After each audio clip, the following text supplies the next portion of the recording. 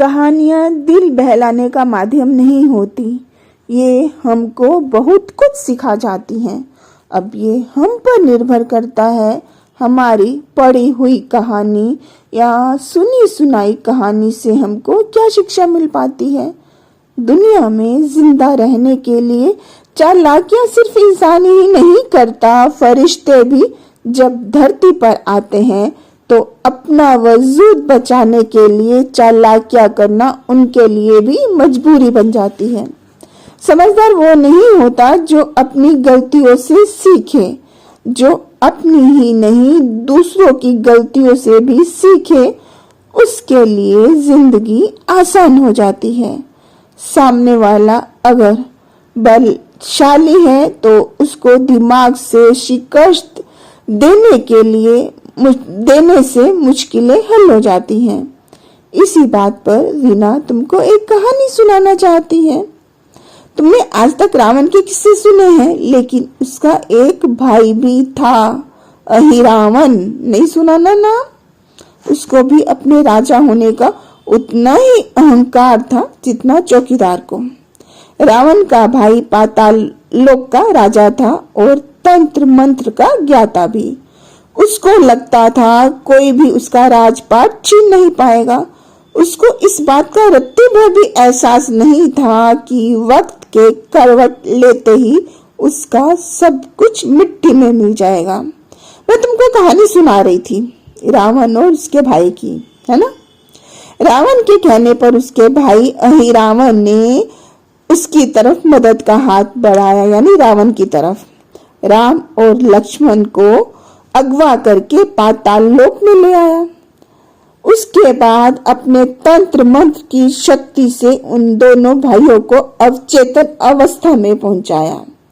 दूसरी तरफ राम लक्ष्मण की गुमशुदगी शहर में चर्चा का विषय बनाया।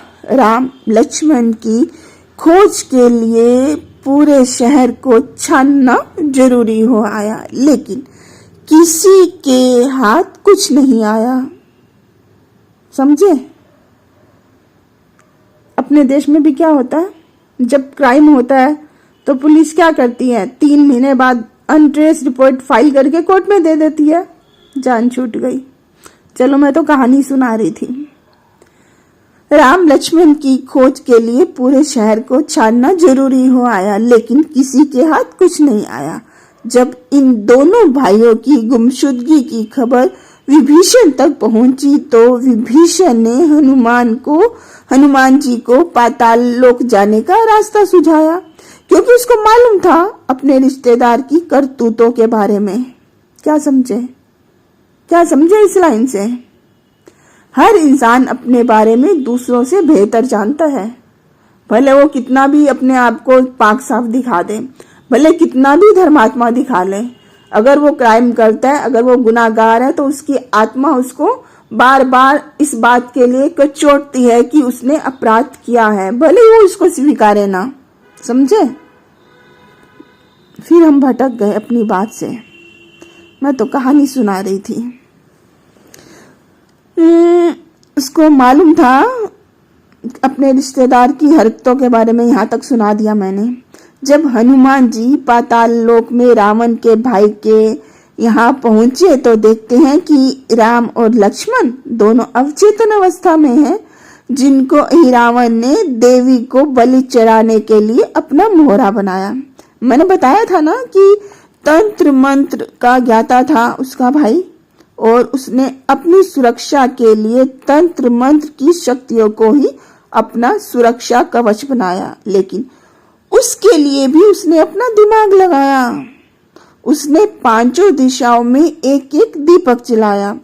ऐसे में उसकी मौत तभी होगी जब कोई एक ही समय में 5 दीपक एक साथ बुझा दे। जब राम लक्ष्मण को बचाने के लिए गए हनुमान जी ने देखा तो उन्होंने भी दोनों भाइयों को बचाने के लिए अपना दिमाग लगाया। यानी बिना दिमाग के दुनिया नहीं चलती। दिमाग सबको लगाना पड़ता है अपनी अपनी परेशानियों से छुटकारा पाने के लिए। समझे? उन्होंने अपनी मदद के लिए 4 अन्य दैवी शक्तियों को भी अपने साथ मिलाया, यानी हनुमान जी ने, समझे। और फिर एक पूरी टीम बनाई, मतलब एक बड़े काम को अंजाम देने के लिए। इसका मतलब ये हुआ कि कुछ काम टीम वर्क के बिना पूरे नहीं हो पाते। साथ साथ समझते जाओ, फिर मत कहना समझ नहीं आया।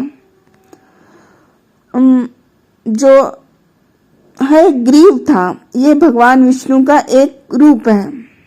नंबर 2 था नरसिम्हा, यानी शेर का चेहरा, ये भी भगवान विष्णु का प्रतिनिधित्व करता है, अन्याय और अधर्म के खिलाफ आवाज उठाता है। तीसरा जो दैवीय शक्ति की मैं बात करी थी, उन्होंने गरुड़ यानी ईगल फेस को, दूसरे शब्दों में कहूँ, ये भगवान विष्णु का वाहन है जो शक्ति और गति का प्रतिनिधित्व करता है। नंबर 4 पे जो मैंने कहा ना देवी शक्तियों को अपनी टीम में बनाया, वो था वराह, यानी सुअर का चेहरा। ये भी भगवान विष्णु का अवतार है। ऐसा कहा जाता है कि वराह ने पृथ्वी को समुद्र की गहराई से उठाया था। अभी कहानी पूरी नहीं हुई।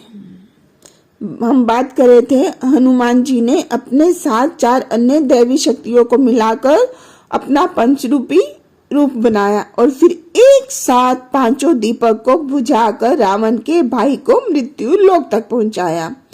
कहानी को सुनकर तुमको क्या समझ आया? मतलब ये कि वक्त ने करवट ली तो तंत्र मंत्र का ज्ञाता भी खुद के प्राणों की रक्षा कर नहीं पाया। बुरे कर्मों का परिणाम देर से ही सही सामने आया। सही मायने में इंसान वही है जिसने अन्याय के सामने सिर नहीं झुकाया। दुनिया में ऐसा कोई नहीं जो दुख दर्द से बच पाया।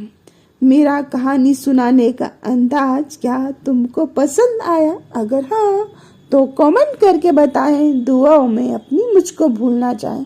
Thanks for listening.